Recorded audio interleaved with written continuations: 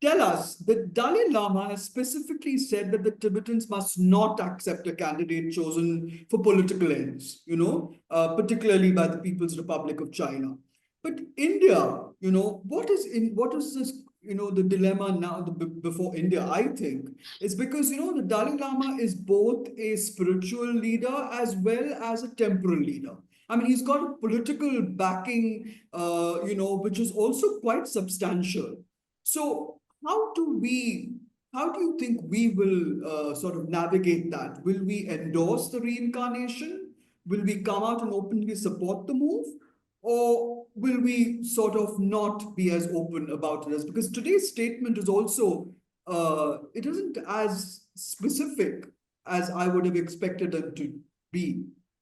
A statement From the Indian government, which is Sorry, I haven't basically, seen it. yeah, I'll just read it out to you. Could Hold you? on a minute. I'll read it out to you. Is it a statement by the government or by any individual? Yes, it is by the government. So India on Thursday backed the traditional process for selecting the next Dalai Lama, a day after the 14th Dalai Lama declared that his reincarnation would be determined solely by established Tibetan Buddhist conventions and his trust and his appointed trust. Reincarnation has to be decided by the established conventions and the desire of the present Dalai Lama.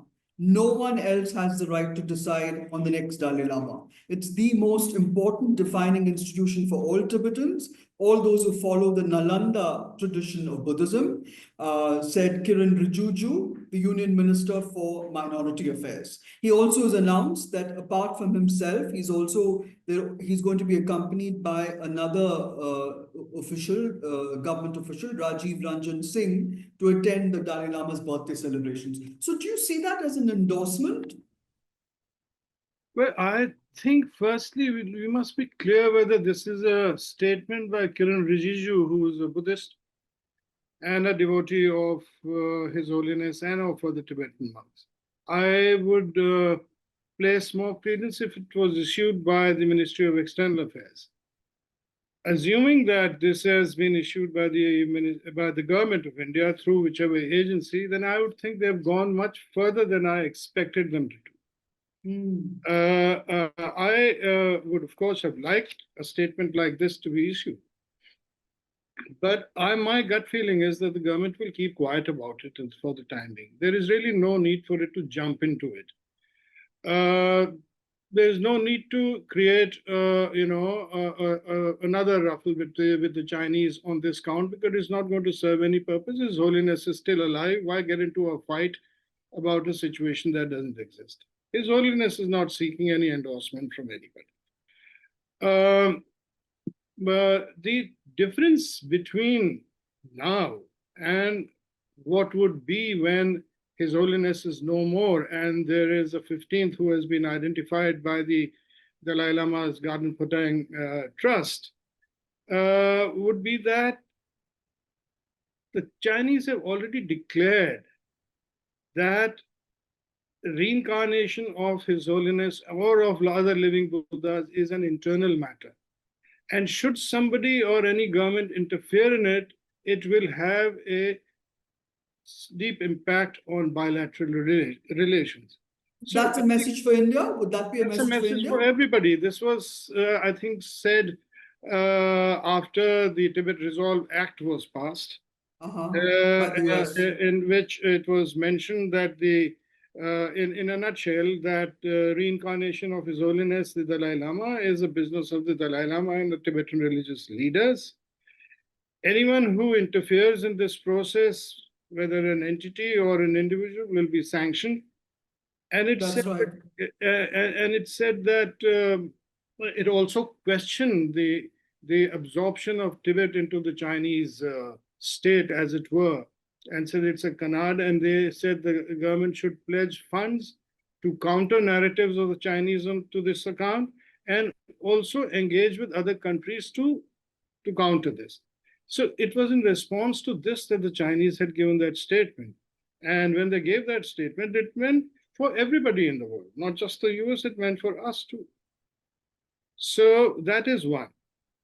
But you would raise a larger point, and that is You see, we must recognize that the struggle of the Tibetans is not just of the exiled community, it's the struggle of the Tibetans who are in Tibet. And it is His Yes. Holiness and the Central Tibetan administration and their activities which give them some inspiration, some hope, etc. And while there may not have been any upsurge in Tibet since 2008, 2009. But you will recall almost 150, 160 people immolated themselves, seeking Yes. the return of His Holiness. Nothing more but just seeking the return of His Holiness. So that is a big issue. The Indian government has played host to Tibetans since 1959. We have helped create Why did Jawaharlal Nehru agree, even though he was so close to Chou Enlai and and the Chinese? Yes, I think Panditji was very far-sighted. He saw the Tibetan struggle as a civilizational one, and therefore, there was no one to question when we extended moral and diplomatic support to its survival. And henceforth, we have huge Tibetan settlements over here. We have monasteries that have been recreated in India. We have Tibetan Buddhism, Tibetan Buddhist centers for learning. We have the TCVs that Jetson Pema, the Dalai Lama's sister, has established all over the country, which Oh, is sustained in Tibetan culture, traditions, customs, language, the whole works. So we have a commitment, a moral commitment to the sustenance of the Tibetan thing. And on that count, I think whether the question that you raised, what would be India's response or something, I think we cannot abandon this 70-year-old policy overnight. Ultimately, people are going to judge you by your act, not by mere words. And if that the other thing is that if the Indian establishment thinks that by throwing the Tibetans under the bus, they're going to buy peace with China, they're seriously mistaken. The Chinese, will continue this repressive policy in Tibet because of its general idea of homogeneity. yeah. It is it's a restive part bordering a country with which it has a serious border issue. So the Chinese policy within Tibet will continue regardless of whether we abandon the Chinese or the Chinese policy towards our borders will continue whether His Holiness is in India, whether he is in Lhasa or he is in Timbuktu. In 2003, Ambassador Mathur, India went further. It backed China's sovereignty of Tibet. Why did it do that? I mean, is it a military move? Is it a strategic move? I mean, we have a long border. We've had clashes in Ladakh and Galwan, Doklam, Depsang. China is rapidly and massively militarizing the border. So we do have a major threat from China. But is that why we went ahead and back the Chinese sovereignty of over Tibet? I really don't know. I really can't answer this question. You'll have to ask some sinologists. But some people, split hair and say that we recognized Tibet as part of the People's Republic of China. So we haven't conceded that it was always a part of China. It has I been see. it's part of China since 1949 of People's Republic of China. But this neither here nor there. I think it happened during Mr. Vajpayee's trip to Beijing, That's right. and I think we were eager to bring relations to a more even keel. I don't know more on this. It No, is that's fine. I understand the yeah. fact that diplomacy requires us to, say the right things at the right times, without really, seeing the full ramifications of those kind of comments. I mean, it's happened with India, Pakistan also.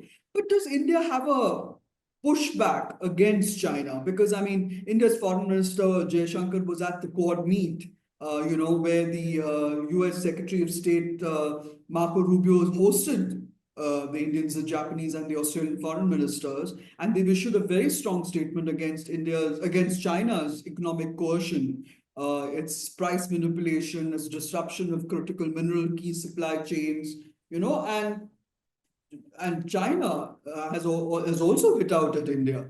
If Manoj would know the intricacies of this, it's delayed the delivery of critical machinery, the magnets that are required to make automobiles, electronic products, and they've pulled Chinese employees out of Foxconn, the Taiwanese giant, both in Tamil Nadu and in Karnataka. So they've affected the production of our iPhones. So where is it going to go? Ambassador Mathur, if you could come in, and then Manoj, if you could come in after that. I don't know. I guess Manoj would know more, but I think why all these, they just, it's coercion. It's coercion towards just making you bend your knee. I think they realize that that decoupling that India was talking of some time back, the Indians have realized it's not so easy and not so possible. I think we are overeager to improve or God knows what with China. So I think this is called just typically Chinese bullying. And at the moment, I think the Indian establishment looks helpless. I mean, overeager to please them. Look, I mean, take for example this recent problem that we had with Pakistan and the noise that we made about Azerbaijan and about Turkey. Not a word about the Chinese. Not a word about the Chinese. I mean, so it's quite hilarious. I think the narrative of thumping your chest on one in one way and going out of the way to somehow regain favor. But to come back to Tibet, Ambassador Mathur, Ambassador Stobden, I will come to you in a minute. Ambassador Mathur, I just wanted to also come back to Tibet. The 97% of the population within Tibet, occupied Tibet, reveres the Dalai Lama. Is China concerned about losing its grip over the infrastructure? I mean, the fact is that Tibet is the gateway to the Central Asian states. It is the gateway to Pakistan, Afghanistan. There's a GDP of $419 trillion from this connectivity through the Himalayan belt, through its access to, and also Tibet is an economic gold mine. It's got rare earths as well. So is Beijing worried about that aspect of it as well? I don't think I would tend to agree with Manoj that this aspect doesn't worry them. I don't think there is an organized, or there will be an organized move within Tibet to threaten the infrastructure or the military infrastructure or things that the Chinese have set in place. Yeah, I agree with that. I agree with that. Yeah, I think it's just a thought. It's just a recurring narrative that that comes through when analysts talk about China losing control over Tibet, which is a very, very distinct impossibility. Yeah, Really. but related to it is basically the rampant mining, building of dams, the ecological aspect to it, and that is more worrisome. Yeah, that's very interesting. You've met the Dalai Lama several times, Ambassador Mathur. What is he like as a human being? Is he chat? I heard he's got a great sense of humor, that he has the ability to connect to people. Is that something that you saw when you met him and interacted with him? Neena, I met him for the first time in 1989. I was posted in Paris, so I was asked to receive him and see him off when he was on his way to Oslo to receive his Nobel Peace Prize. I I mean, I see. knew about Tibet. I had Tibetans with me in school and in college, but it's strange. I mean, and I'm not a particularly deeply religious person, but when I saw him, I don't know what sort of an emotion came over me.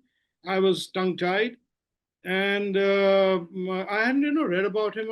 I hadn't psyched myself that I'm meeting an exceptional person, but it happened. And believe me, I mean, I may sound very ridiculous, but when he held my hand, I felt as if a current was going through me. Wow. I don't know. Many may not share that experience. Many may not have had that experience, but it did happen to me. And then I had the occasion to meet him on a number of occasions when I was heading ARC, and also later on when I was advisor. And some of these meetings involved consulting him on various issues and things. You see, people think His Holiness was raised to be a spiritual leader. They forget he was also raised to be the political leader of. So he's as well versed in statecraft as he is with spiritual matters. So he can be steely resolved. He may not budge 1 inch on certain things, and the considerations may just be practical as to what is good for the Tibetans. But is he So, was he also brought up like a little princeling, sort of, so to of speak? Because course, not just a princeling, a god when also. he escaped in 1959, he must have had a great adjustment process, right? From Potala Palace and a restricted life to having to deal with the day-to-day, It you must have know. been very traumatic because he was treated like God. I mean, even his own family had to bow and scrape before him. So, and he was always surrounded by attendants and high-ranking lamas. So, for him to don some sort of a uniform, disguise himself, and be in the company of Khampa warriors, of course, the attendants and things travel on foot, sometimes on a yak, sometimes on horseback through inclement weather. It must have had a great experience. Must have been very traumatic for him. Apparently, he says in his book, This Voice for the Voiceless, that for 9 years he tried to come to some kind of an accommodation with Communist China. And the immediate trigger for his leaving was the uprising in Lhasa on March 10th. Is that what you've also seen? I mean, did he talk about that at all? Does he talk about Oh, that no, time? no, we never talked about that. No, no. But it's an interesting Yeah, anecdote. yeah. I think Mr. Anyway, Stoughton might have more on that, but no, we didn't talk about that. yeah. Yeah.